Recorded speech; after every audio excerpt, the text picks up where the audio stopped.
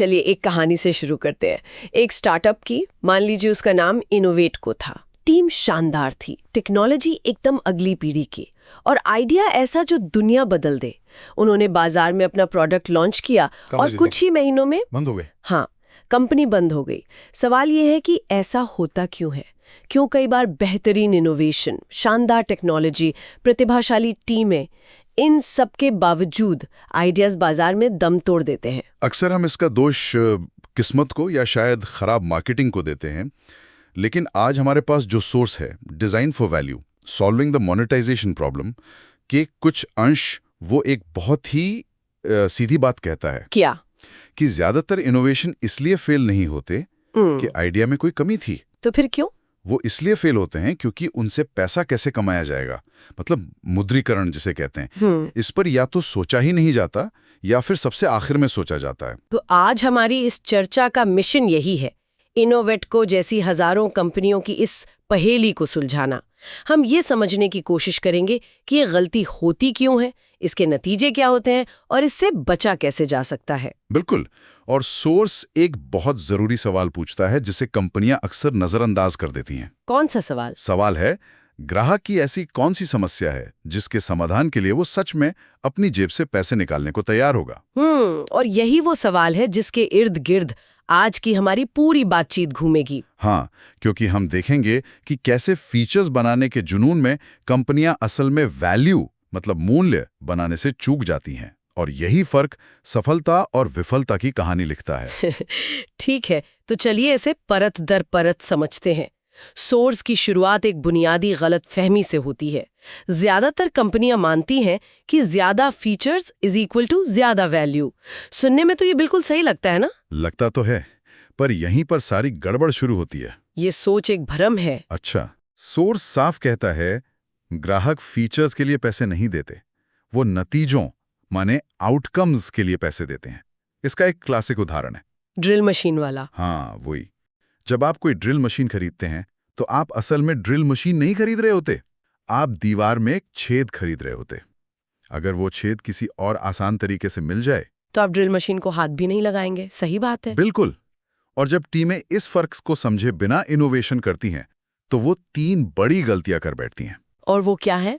पहली, वो ऐसे फीचर्स बनाने में महीनों लगा देती हैं जिनकी ग्राहकों को कोई कदर ही नहीं होती। दूसरी, जिन फीचर्स के लिए ग्राहक शायद प्रीमियम कीमत भी दे देते, उनकी कीमत बहुत कम रख दी जाती है क्योंकि कंपनी को उनकी असली वैल्यू का अंदाजा ही नहीं होता। सही। और तीसरी और सबसे बड़ी गलती, कीमत तय करना सबसे आखिरी काम बन जाता है, जबकि उसे प्रोडक्ट डिजाइन का हिस्सा होना चाहिए पहले दिन से। मतलब प्रोडक्ट शायद अंदरूनी टीमों को बहुत पसंद आता है, इंजीनियरिंग टीम को उस पर नाज होता है, लेकिन बाजार उसे पूरी तरह से नजरअंदाज कर देता है। और यहीं पर सोर्स ने इन विफलताओं को 4 श्रेणियों में बांटा है। ये एक तरह से इनोवेशन के फेल होने के पैटर्न है।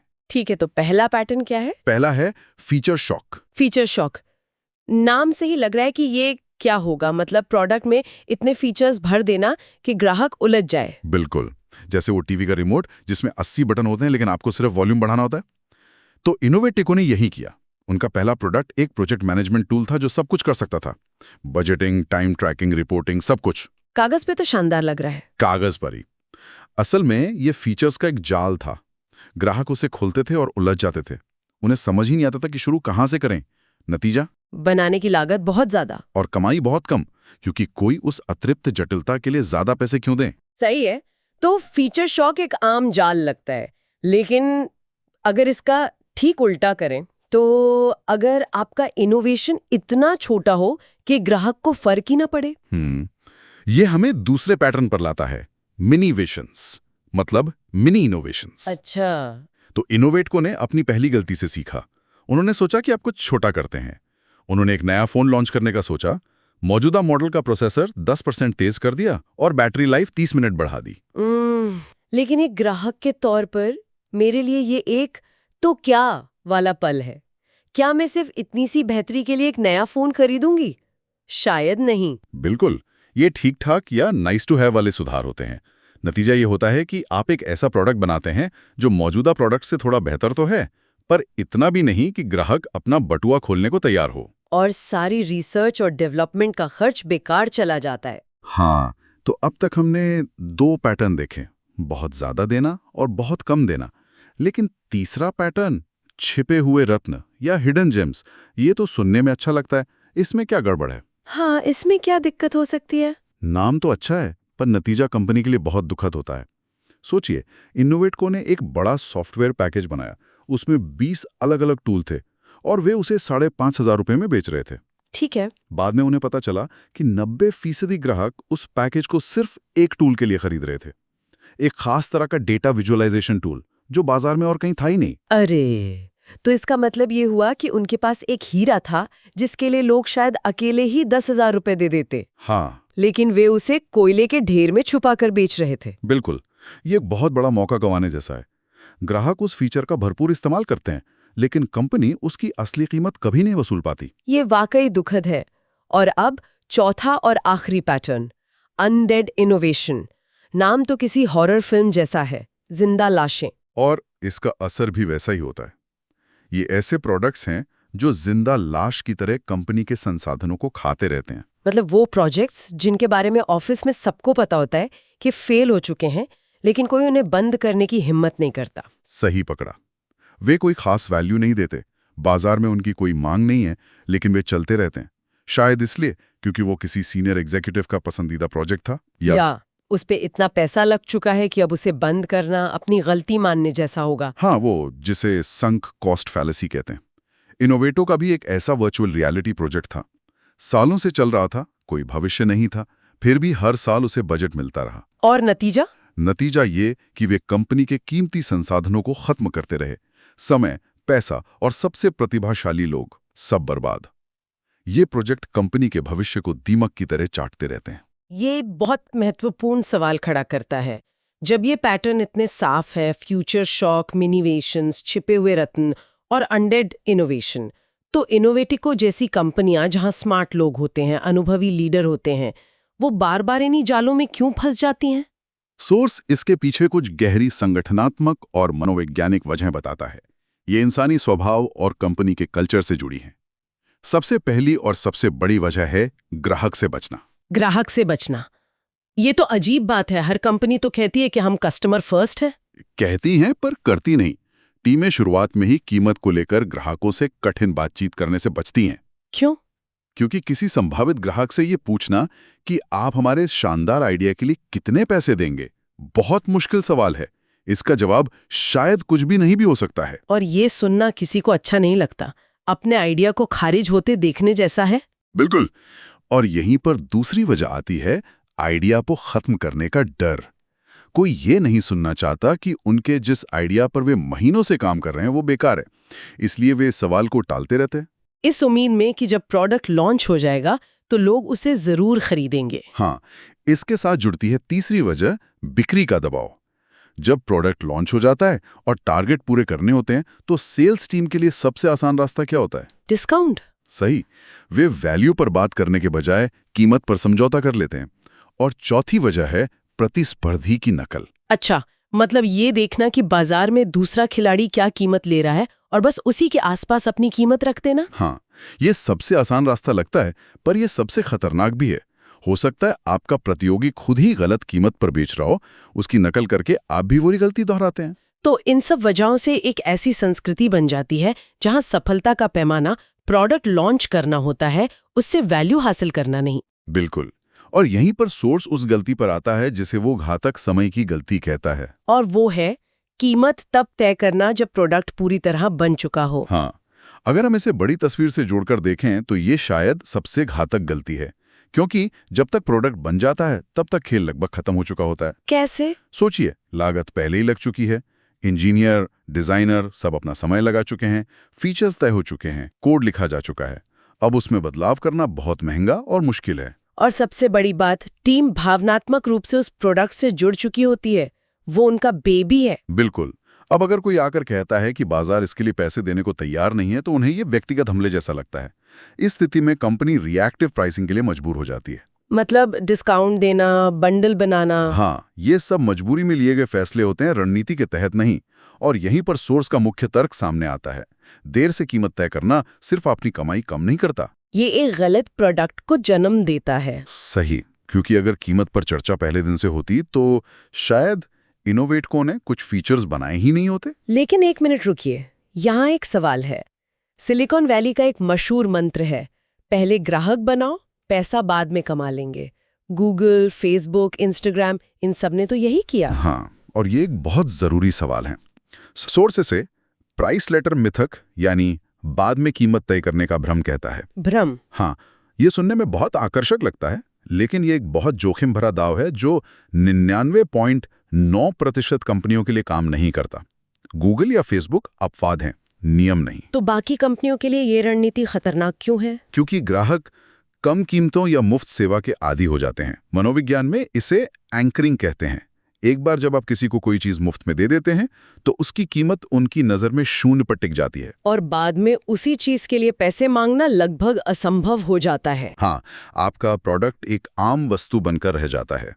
सारांश का निचोड़ ये है कि ज्यादातर कंपनियों के लिए बिना शुरुआती मुद्रीकरण की सोच के मार्केट शेयर सिर्फ घाटे का विस्तार बन जाता है।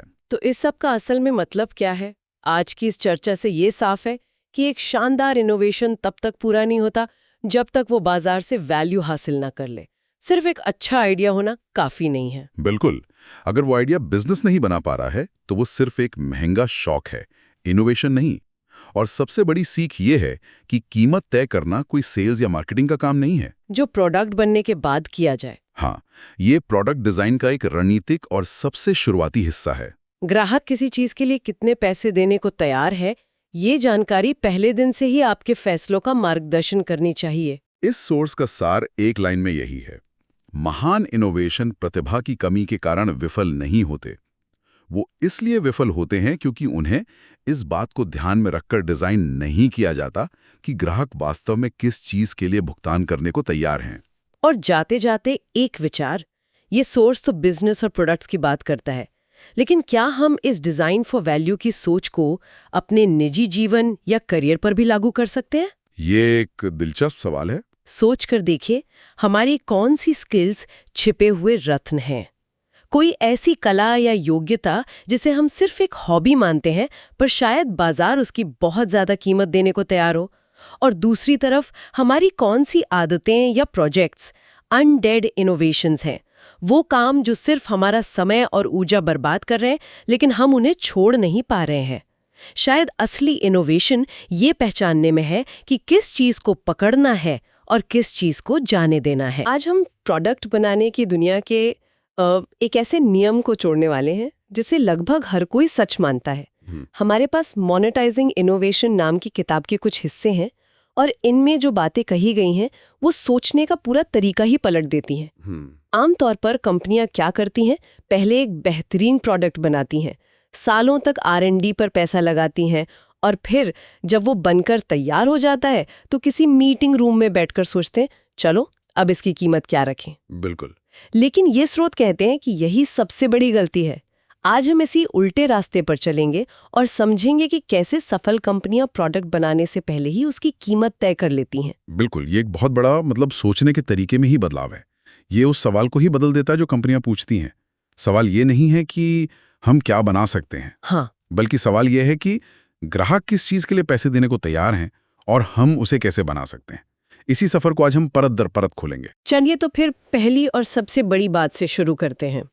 इस किताब का जो मूल मंत्र है वो है भुगतान करने की इच्छा, विलिंगनेस टू पे। अब सुनने में तो ये बहुत सीधा लगता है, लेकिन ये सिर्फ ये पूछना नहीं है कि आपको ये फीचर पसंद है या नहीं, इसका मतलब कुछ और ही गहरा है। हाँ, और यही वो पहली जगह है जहां ज्यादातर लोग गलती करते हैं।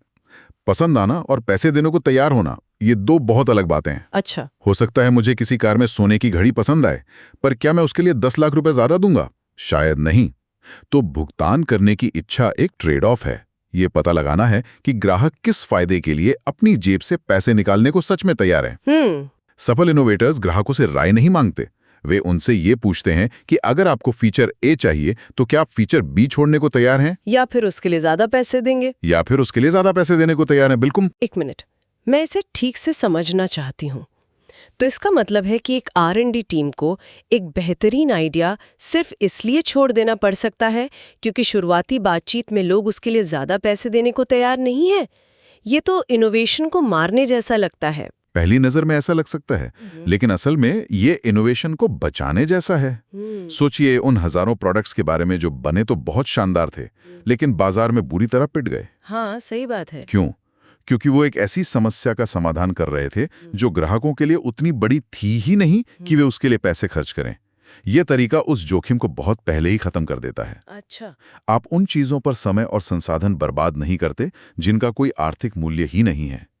ये एक फिल्टर की तरह काम करता है जो सिर्फ उन आइडियाज को आगे जाने देता है जिनकी सफलता की संभावना सच में ज्यादा है। मतलब ये कुछ वैसा ही है जैसा शायद एप्पल ने शुरुआती आईफोन के साथ किया होगा। उन्होंने ये नहीं पूछा कि एक फोन में क्या क्या फीचर्स हो सकते हैं। नहीं, उन्होंने शायद ये पूछा कि लोग एक शानदार आसान स्मार्टफोन अनुभव के लिए कितना भुगतान करने को तैयार होंगे, और फिर उस कीमत के अंदर सबसे बेहतरीन अनुभव बनाया। बिल्कुल सही पकड़ा है। उन्होंने एक वैल्यू और एक प्राइस पॉइंट से शुरुआत की और फिर उसके इर्द गिर्द इंजीनियरिंग की। ये अंदर से बाहर सोचने के बजाय बाहर से अंदर सोचना है। तो अगर भुगतान करने की इच्छा इतनी जरूरी है, तो अगला सवाल ये उठता है, क्या सभी ग्राहकों की इच्छा एक जैसी होती है? जाहिर है नहीं। और यहीं से ये विचार और भी ज्यादा दिलचस्प हो जाता है। किताब कहती है कि ग्राहकों को उम्र या लोकेशन के हिसाब से बांटना वो पुरानी बात हो गई है। असली खेल है उन्हें मूल्य के आधार पर बांटना। ये बहुत ही शक्तिशाली विचार है। देखिए, एक ही प्रोडक्ट के लिए दो अलग अलग ग्राहक बहुत अलग अलग कीमत देने को तैयार हो सकते हैं। उदाहरण के लिए, एक बड़ी कंपनी के लिए किसी सॉफ्टवेयर का जो मूल्य है वो एक छोटे स्टार्टअप के लिए नहीं हो सकता। सही। बड़ी कंपनी उस सॉफ्टवेयर से लाखों बचा सकती है, जबकि स्टार्टअप के लिए वो बस एक नाइस टू हैव टूल है। अगर आप दोनों को एक ही कीमत पर बेचने की कोशिश करेंगे तो आप या तो बड़ी कंपनी से कम चार्ज करेंगे या फिर स्टार्टअप को हमेशा के लिए खो देंगे। तो आप कह रहे हैं कि औसत ग्राहक के लिए डिजाइन करना एक जाल है। बिल्कुल, क्योंकि औसत ग्राहक जैसा कोई होता ही नहीं है। ये एक काल्पनिक इंसान है। मूल्य आधारित विभाजन आपको अपने असली ग्राहक समूहों को पहचानने में मदद करता है। अच्छा। एक समूह हो सकता है जो परफॉर्मेंस को सबसे ज्यादा महत्व देता है और उसके लिए ज्यादा पैसे देने को तैयार है। दूसरा समूह किफायत को महत्व देता है और कम फीचर्स के साथ भी खुश है। जब आप इन समूहों को समझ जाते हैं, तब आप उनके लिए अलग अलग पेशकश बना सकते हैं। ठीक है, तो हमें पता चल गया कि हमारे ग्राहक कौन है और वे क्या चाहते हैं। अब सवाल आता है कि हम उन्हें प्रोडक्ट बेचे कैसे। यहाँ पर बंडलिंग और कॉन्फ़िगरेशन की बात आती है, और किताब इसे एक कला नहीं बल्कि विज्ञान कहती है। हाँ, यह सिर्फ कुछ फीचर्स को एक साथ पैक कर देना नहीं है। बिल्कुल नहीं। इसके पीछे गहरा मनोविज्ञान है। सबसे आम और प्रभावी तरीका है अच्छा, बेहतर, सर्वश्रेष्ठ मॉडल, गुड, बेटर, बेस्ट। हाँ, ये तो मैंने देखा है कई जगह, नेटफ्लिक्स, कार मॉडल्स, हर जगह, सॉफ्टवेयर सब्सक्रिप्शन में, हर जगह। यहाँ चालाकी ये है कि आप फीचर्स को उनकी लागत के हिसाब से नहीं, बल्कि ग्राहक के लिए उनके मूल्य के हिसाब से बंडल करते हैं। ये मुझे उस वक्त की याद दिलाता है जब मैंने एक वीडियो एडिटिंग सॉफ्टवेयर खरीदा था। उसके 3 वर्जन थे, बेसिक, प्रो और स्टूडियो। हाँ। बेसिक वाला बहुत सीमित था और स्टूडियो वाला बहुत महंगा और पेशेवर लोगों के लिए था। बीच वाला प्रो वर्जन एकदम सही लगता था। शायद स्टूडियो वर्जन इसलिए बनाया ही नहीं गया था कि ज्यादा लोग उसे खरीदें, बल्कि इसलिए ताकि प्रो वर्जन की कीमत ज्यादा वाजिब लगे। आपने बिल्कुल सही नस पकड़ी है। सर्वश्रेष्ठ विकल्प अक्सर एक एंकर का काम करता है जो बेहतर विकल्प को ज्यादा आकर्षक और किफायती महसूस कराता है। इस किताब की एक बहुत अच्छी लाइन है, बंडलिंग का मकसद कीमत छिपाना नहीं है बल्कि मूल्य को स्पष्ट करना है। वाह! जब ग्राहक के सामने विकल्प होते हैं तो उसे लगता है कि नियंत्रण उसके हाथ में है। ये खरीदो या जाओ वाली स्थिति से बहुत बेहतर है।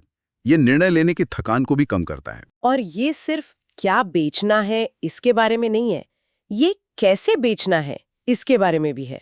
मेरा मतलब है प्राइसिंग मॉडल से सब्सक्रिप्शन, इस्तेमाल के आधार पर पेमेंट, फ्रीमियम।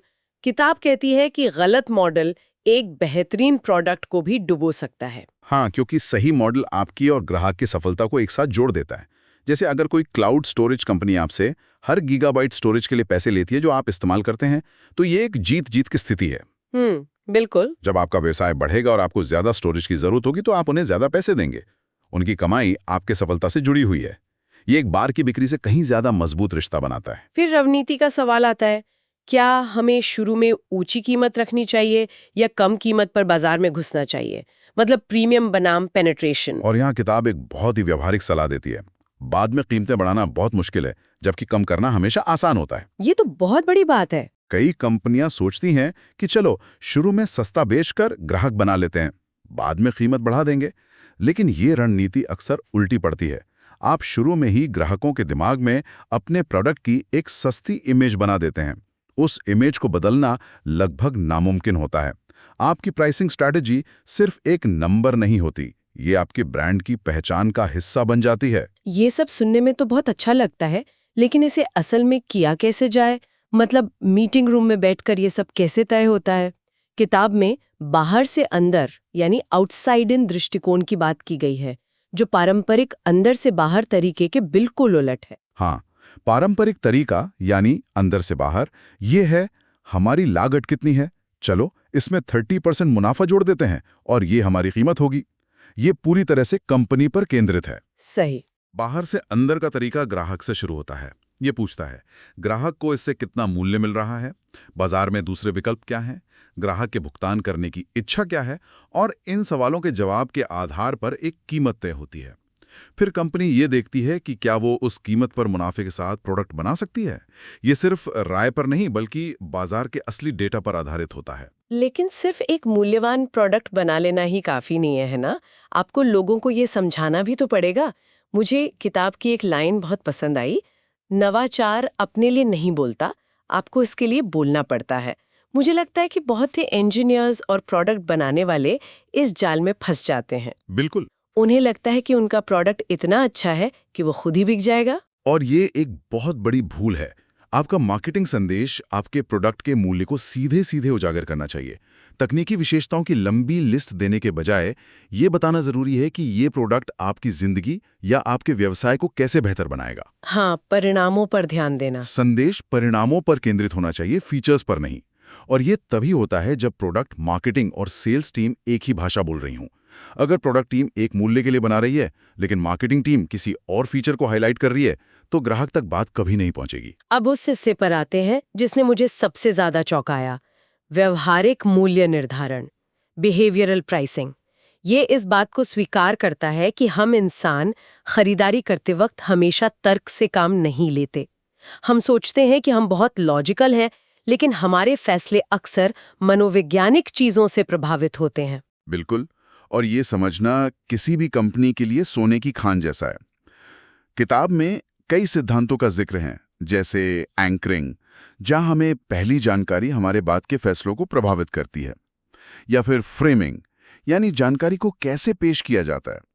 90% फैट फ्री कहना 10% फैट कहने से कहीं ज्यादा आकर्षक लगता है, जबकि दोनों का मतलब एक ही है। और इसमें सबसे मजेदार है डिकॉय प्राइसिंग।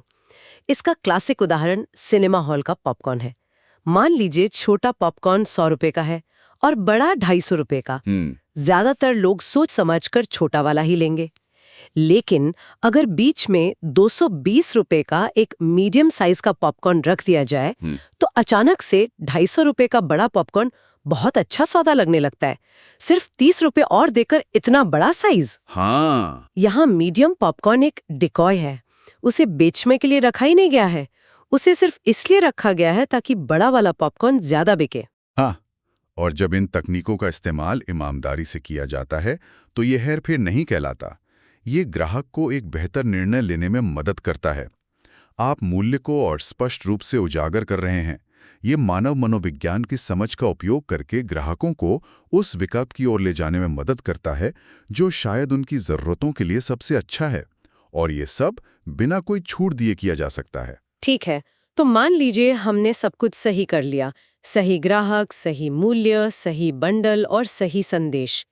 क्या काम यहाँ खत्म हो जाता है? लंबी दौड़ में इसे कैसे बनाए रखें?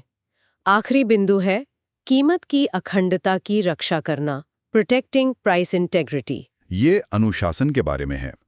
जब बाजार में नया प्रतियोगी आता है या बिक्री थोड़ी धीमी हो जाती है, तो पहली प्रतिक्रिया होती है, चलो डिस्काउंट दे देते हैं। बिल्कुल।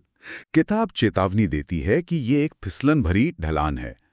हर बार जब आप छूट देते हैं तो आप अपने ग्राहक को सिखा रहे हैं कि आपके प्रोडक्ट की असल कीमत वो नहीं है जो आप मांग रहे हैं। यह आपके ब्रांड के मूल्य को धीरे धीरे खत्म कर देता है। तो फिर क्या करना चाहिए? कीमत कम करने के बजाय अपने मूल्य को बेहतर ढंग से संप्रेषित करने पर ध्यान केंद्रित करें। क्या कोई ऐसा फायदा है जो ग्राहक समझ नहीं पा रहे हैं? या फिर प्रोडक्ट में ऐसा क्या सुधार किया जा सकता है जिससे उसका मूल्य और बढ़ जाए। यह सुनिश्चित करता है कि आपका इनोवेशन सिर्फ लोकप्रिय ही नहीं बल्कि लंबे समय तक लाभदायक भी बना रहे। ये हमें वापस उसी मूल विचार पर ले आता है कि आप कीमत पर मुकाबला कर रहे हैं या मूल्य पर। इस पूरी चर्चा को समेटते हुए जो एक बात बिल्कुल साफ है वो ये है कि मूल्य निर्धारण मतलब प्राइसिंग सिर्फ हिसाब किताब का काम नहीं है। ये प्रोडक्ट डिजाइन का एक सबसे जरूरी हिस्सा है। मुद्रीकरण को इनोवेशन के पीछे नहीं चलना चाहिए बल्कि उसे रास्ता दिखाना चाहिए। ये एक बहुत बड़ा मानसिक बदलाव है। और शायद इस पूरी सामग्री से सबसे महत्वपूर्ण सीख ये है कि सबसे सफल इनोवेशन जरूरी नहीं कि वो हों जिनमें सबसे अच्छी तकनीक हो। वो हैं जिन्हें इस आधार पर डिजाइन किया गया है कि ग्राहक वास्तव में किस चीज को महत्व देते हैं और उसके लिए क्या भुगतान करने को तैयार हैं। ये एक तरह से विनम्रता सिखाता है। ये स्वीकार करता है कि अंत में बाजार ही राजा है, इंजीनियर या डिजाइनर नहीं। ये सोचने पे मजबूर करता है दुनिया में कितने शानदार आइडियाज या प्रोडक्ट्स इसलिए नाकाम नहीं हुए कि वे अच्छे नहीं थे बल्कि शायद इसलिए कि मूल्य और कीमत का सवाल बहुत देर से पूछा गया। अगर आज हमारे आसपास के प्रोडक्ट्स को शुरू से ही इस सोच के साथ बनाया गया होता तो वे कितने अलग दिखते। स्वागत। कभी सोचा है कि क्यों कुछ कमाल के आइडिया दुनिया बदल देते हैं और अरबों कमाते हैं जबकि कुछ उतने ही शानदार आइडिया बस धूल फांकते रह जाते हैं। अक्सर हमें लगता है कि कमी शायद आइडिया में ही होगी, लेकिन क्या हो अगर असली जवाब आइडिया में नहीं बल्कि उसे बाजार में उतारने और उससे पैसे कमाने के तरीके में छिपा हो। ये एक बहुत ही दिलचस्प और मैं कहूँगा ज़रूरी सवाल है। हम अक्सर इनोवेशन और शानदार प्रोडक्ट्स की बात करते हैं, लेकिन इस बात को भूल जाते हैं कि एक बिजनेस को चलाने के लिए उसे मुनाफे में बदलना भी उतना ही ज़रूरी है। सही बात है। एक बेहतरीन आइडिया बिना कमाई की रणनीति के बस एक महंगा शौक बनकर रह जाता है। बिल्कुल। और आज हम इसी गुत्थी को सुलझाने वाले हैं। हमारे पास मोनेटाइजेशन मास्टरी नाम का एक टेक्स्ट से जुड़े कुछ बेहतरीन स्रोत हैं जो इसी विषय की गहराई में जाते हैं। अच्छा। अपने आइडिया को मुनाफे में कैसे बदलती है। और जैसा कि इन स्रोतों से पता चलता है, ये कोई आखिरी मिनट में लिया गया फैसला नहीं होता, बल्कि ये तो उनकी पूरी सोच और काम करने के तरीके मतलब उनकी डीएनए का हिस्सा होता है। हाँ, और यही सबसे बड़ा फर्क पैदा करता है। तो चलिए इस सोच की परतों को खोलते हैं और देखते हैं कि आइडिया को सोने की खान बनाने की इस कला के पीछे का विज्ञान आखिर है क्या। तो इन स्रोतों से जो सबसे पहली और मैं कहूँगी सबसे चौंकाने वाली बात सामने आती है वो ये है कि सफल कंपनियां कमाई की रणनीति यानी मोनेटाइजेशन को प्रोडक्ट बनने के बाद का काम नहीं मानती। ये फाइनेंस या सेल्स टीम की आखिरी जिम्मेदारी नहीं है, बल्कि ये एक संगठनात्मक क्षमता है। ये शब्द सुनने में थोड़ा भारी लगता है, इसका असल में क्या मतलब है? इसका मतलब बहुत गहरा है। इसे ऐसे समझिए, ये कंपनी के डीएनए में होना चाहिए, ना कि सिर्फ फाइनेंस टीम की टू डू लिस्ट में। डीएनए में? हाँ, संगठनात्मक क्षमता का मतलब है कि कंपनी का हर हिस्सा, हर टीम, चाहे वो प्रोडक्ट बनाने वाले इंजीनियर हों, मार्केटिंग वाले हों या फिर लीडरशिप, हर कोई ये समझता है कि कंपनी वैल्यू कैसे बनाती है और उस वैल्यू के लिए ग्राहक से पैसे कैसे लेती है। ये सोच हर फैसले में झलकती है। एक मिनट, तो आप कह रहे हैं कि प्रोडक्ट बनाने वाले इंजीनियर को कोड की पहली लाइन लिखने से पहले ही अंदाजा होता है कि ग्राहक इसके लिए कितना पैसा देगा? बिल्कुल। ये तो पूरी सोच को ही पलट देने वाली बात है। यही तो है। पारंपरिक सोच यही है कि पहले एक बेहतरीन प्रोडक्ट बनाओ, फिर हम सोचेंगे कि उसकी कीमत क्या रखी जाए। लेकिन ये मॉडल अब पुराना हो चुका है। अच्छा। सफल कंपनियां इस सोच को पलट देती हैं। वो कहती हैं, पहले ये समझते हैं कि ग्राहक किस समस्या के समाधान के लिए किस वैल्यू के लिए पैसा देने को तैयार है और फिर उस वैल्यू के इर्द गिर्द एक बेहतरीन प्रोडक्ट बनाते हैं। वाह, मतलब प्रोडक्ट को कीमत के हिसाब से डिजाइन किया जाता है, कीमत को प्रोडक्ट के हिसाब से नहीं। आपने एकदम सही पकड़ा। ये तो ऐसा है जैसे घर बनाने से पहले ही ये तय कर लेना कि पानी की पाइपलाइन कहाँ से जाएगी, ना कि पूरा घर बनाने के बाद दीवारों को तोड़ना। क्या बात है, आपने एकदम सही एनालॉजी दी है। असली बदलाव तब आता है जब कंपनियां ये बदलती हैं कि कैसे फैसले लिए जाते हैं, सिर्फ ये नहीं कि क्या फैसला लिया गया है। मोनेटाइजेशन के बारे में सोचना इंजीनियरिंग का काम शुरू होने से भी पहले शुरू हो जाता है। यहाँ पर कहानी और भी दिलचस्प हो जाती है जब हम असल दुनिया के उदाहरण देखते हैं। स्रोत पोर्श, लिंक्डइन और उबर जैसी बड़ी और सफल कंपनियों का जिक्र करते हैं। हाँ। और जैसा कि वो बताते हैं, इनकी सफलता कोई किस्मत की बात नहीं थी, बल्कि इसी अनुशासित सोच का नतीजा थी। बिल्कुल। और इन तीनों केस स्टडीज में एक पैटर्न साफ दिखाई देता है। मोनेटाइजेशन की सोच प्रोडक्ट बनने से पहले शुरू हुई। ग्राहकों से मिली जानकारी ने यह तय किया कि प्रोडक्ट में क्या होगा और क्या नहीं, और कीमत को समय के साथ लगातार परखा, सुधारा और बचाया गया। चलिए एक एक करके इन्हें समझते हैं। ठीक है, तो पोर्शे से शुरू करते हैं। वे अपनी आइकॉनिक स्पोर्ट्स कारों के लिए जाने जाते थे, लेकिन उन्हें आगे बढ़ना था, नए बाजार में उतरना था। यहाँ सबसे बड़ा खतरा तो यही था कि ऐसा करने में कहीं उनकी प्रीमियम ब्रांड इमेज को नुकसान न पहुंच जाए। हाँ, बिल्कुल। उन्होंने इस मुश्किल को कैसे पार किया? यहाँ पोर्शे ने जो किया वो बहुत सीखने लायक है। उनकी सबसे बड़ी गलती ये हो सकती थी कि वो अपनी मशहूर स्पोर्ट्स कार 911 का एक सस्ता मॉडल निकाल देते। राइट। लेकिन उन्होंने ऐसा नहीं किया, क्योंकि इससे ब्रांड की एक्सक्लूसिविटी और वैल्यू मतलब तुरंत कम हो जाती। इसके बजाय उन्होंने बाजार में झांका और उन नए ग्राहक समूहों को पहचाना जिनकी जरूरतें अलग थीं। अच्छा, लेकिन जो पोर्श की इंजीनियरिंग और लग्जरी के लिए अच्छी कीमत देने को तैयार थे। और वो कौन लोग थे? वो ऐसे लोग थे जिनके परिवार थे, जिन्हें ज्यादा स्पेस वाली प्रैक्टिकल गाड़ी चाहिए थी, लेकिन वो ड्राइविंग के अनुभव से समझौता नहीं करना चाहते थे। वो एक ऐसी गाड़ी चाहते थे जिसमें पोर्श का डीएनए हो, लेकिन वो उसे रोजमर्रा की जिंदगी में इस्तेमाल कर सकें, और यहीं से एसयूवी यानी कैयेन का आइडिया पैदा हुआ। लेकिन उस वक्त तो ये एक बहुत बड़ा जोखिम रहा होगा, एक स्पोर्ट्स कार बनाने वाली कंपनी का एसयूवी बनाना। जो कार प्रेमी थे उन्होंने तो इसका बहुत मजाक उड़ाया होगा। बिल्कुल उड़ाया था। ये एक बहुत बड़ा और क्या कहते हैं, विवादास्पद कदम था। लेकिन पोर्श अपनी वैल्यू को लेकर बहुत स्पष्ट थी। अच्छा, उन्होंने पूरी तरह से एक अलग प्रोडक्ट लाइन डिजाइन की जो एक अलग ग्राहक की जरूरत पूरी करती थी। इससे उन्होंने अपनी स्पोर्ट्स कारों की प्रीमियम कीमत को भी बचाए रखा और एक बिल्कुल नए और बहुत बड़े बाजार में भी कदम रखा। तो यहाँ सबक ये है कि विस्तार तब काम करता है जब आप अपनी कोर वैल्यू से समझौता ना करें। उन्होंने ब्रांड को सस्ता नहीं किया, बल्कि उसे नए ग्राहकों के लिए और ज्यादा प्रासंगिक बना दिया। तो पोर्श ने नए ग्राहक ढूंढकर और उनके लिए नए प्रोडक्ट बनाकर अपनी वैल्यू बचाई। लेकिन क्या होता है जब आपके पास एक ही प्रोडक्ट हो पर ग्राहक कई तरह के हों? लिंक्डइन का मामला इससे बिल्कुल जुड़ा है, और उनका तरीका तो और भी दिलचस्प है। हाँ, लिंक्डइन का मॉडल इस बात का बेहतरीन उदाहरण है कि एक ही प्लेटफॉर्म कई अलग-अलग मोनेटाइजेशन इंजन को कैसे चला सकता है। उन्होंने ये समझा कि उनके प्लेटफॉर्म पर आने वाले हर व्यक्ति का मकसद अलग है। कोई नौकरी ढूंढ रहा है, कोई अपनी कंपनी के लिए सही टैलेंट ढूंढ रहा है, बिल्कुल, और कोई अपनी कंपनी के प्रोडक्ट्स बेचने के लिए क्लाइंट्स ढूंढ रहा है। और उन्होंने हर किसी से पैसे नहीं मांगे, जो कि ज्यादातर कंपनियां करने की कोशिश करती हैं। यही उनकी समझदारी थी। लिंक्डइन ने अपने यूजर्स को उनके इरादे यानी इंटेंट के आधार पर अलग-अलग समूहों में बांटा। जो एक सामान्य यूजर है जो बस अपना नेटवर्क बनाना चाहता है, उसके लिए प्लेटफॉर्म मुफ्त है। लेकिन जो रिक्रूटर है, जिसके लिए सही कैंडिडेट ढूंढना उसके बिजनेस के लिए लाखों का सवाल है, उसके लिए तो ये बहुत कीमती है। बहुत कीमती। तो उसे लिंक्डइन एक प्रीमियम टूल देता है, लिंक्डइन रिक्रूटर के नाम से, और उसके लिए अच्छी खासी फीस लेता है। अच्छा, तो इसका मतलब यह है कि मैं एक सामान्य यूजर के तौर पर असल में वो प्रोडक्ट हूँ जिसे लिंक्डइन रिक्रूटर्स को बेच रहा है। हाँ, एक तरह से आप ऐसा कह सकते हैं। रिक्रूटर के लिए वैल्यू क्या है?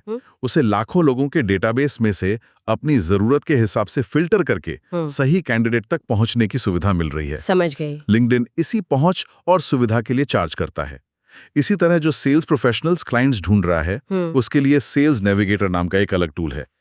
वे एक ही प्लेटफॉर्म के लिए नहीं, बल्कि हर ग्राहक को मिलने वाली अलग-अलग और बहुत कीमती वैल्यू के लिए चार्ज करते हैं। ये तो वाकई बहुत स्मार्ट है। मतलब एक ही प्लेटफॉर्म, लेकिन कमाई के 3-4 अलग-अलग इंजन। हाँ, और जो एक दूसरे को परेशान भी नहीं करते। बिल्कुल।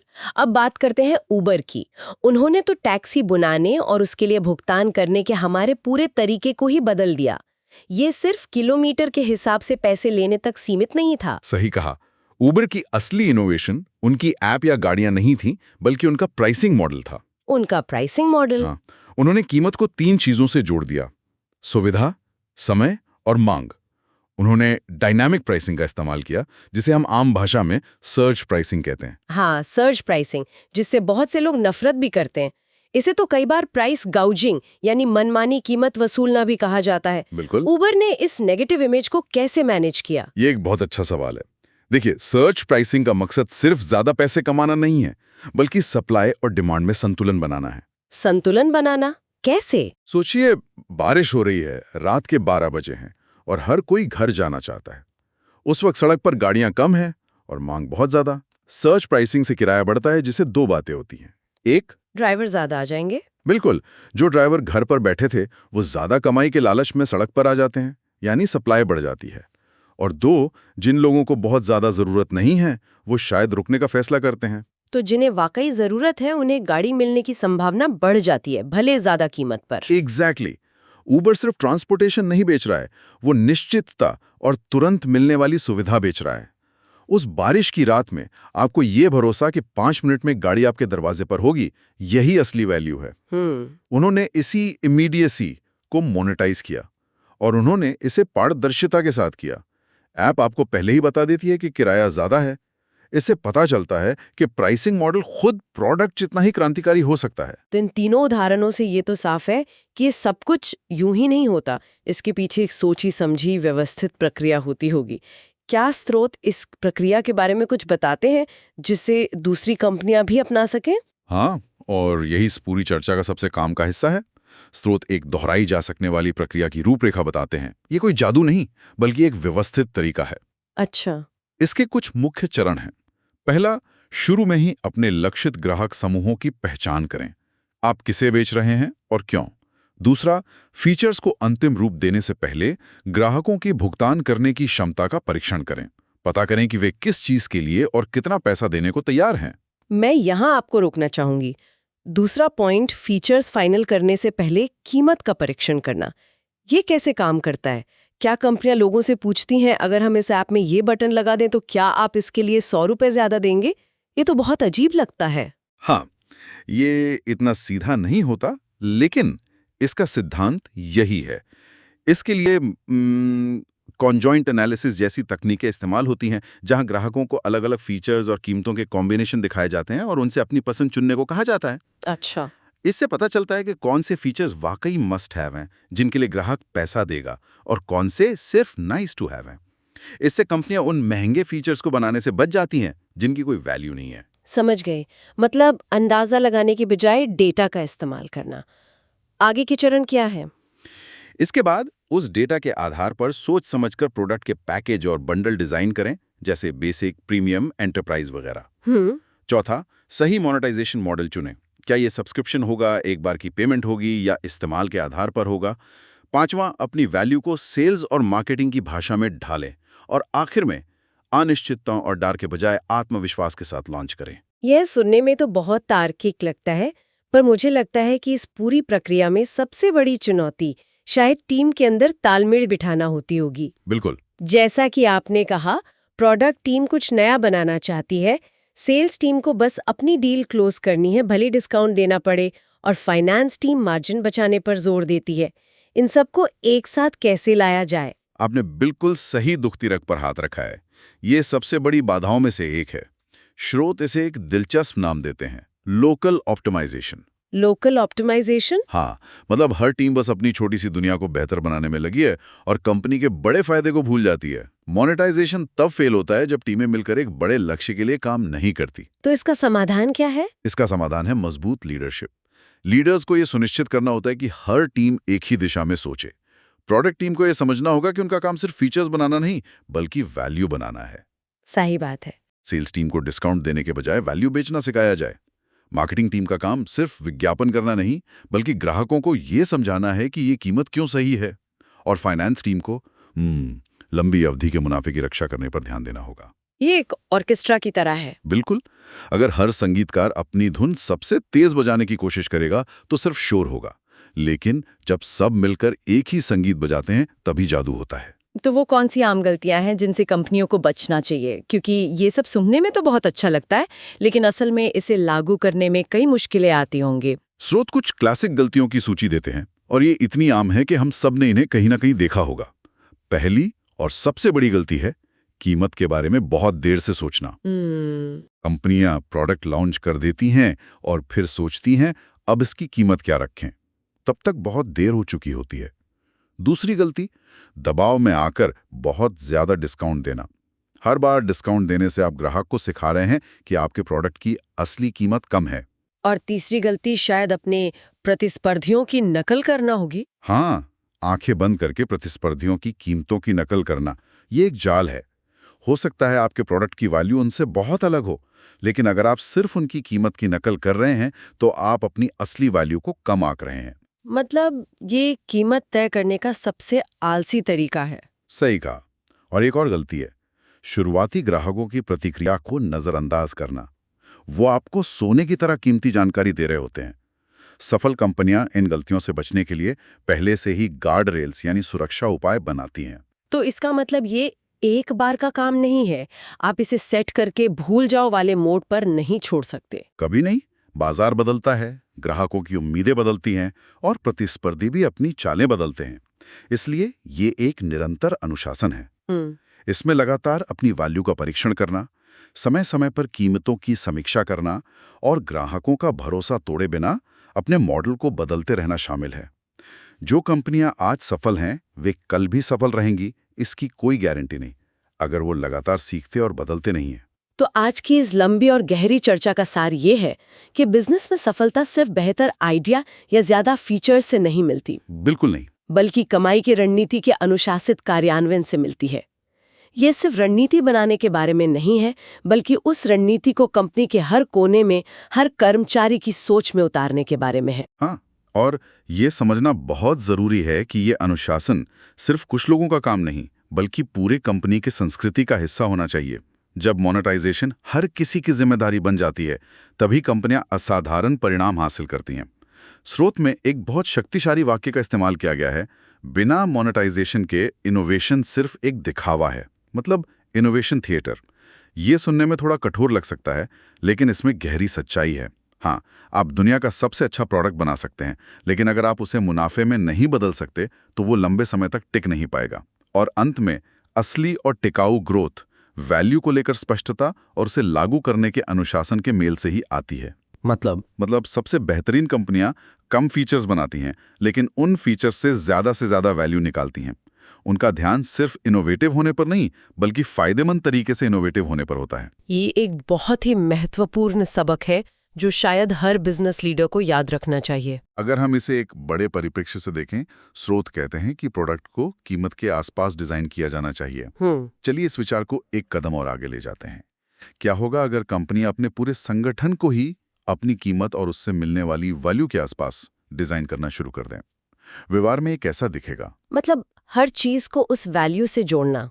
हाँ, इसका मतलब होगा कि हायरिंग से लेकर मार्केटिंग कैंपेन तक, ऑफिस के कल्चर से लेकर हर एक टीम के लक्ष्य तक, हर फैसला इस एक सवाल से जुड़ा होगा। क्या ये हमारी उस वैल्यू को मजबूत करता है जिसके लिए ग्राहक हमें पैसे देते हैं? ये एक ऐसा सवाल है जिस पर आगे सोचा जा सकता है।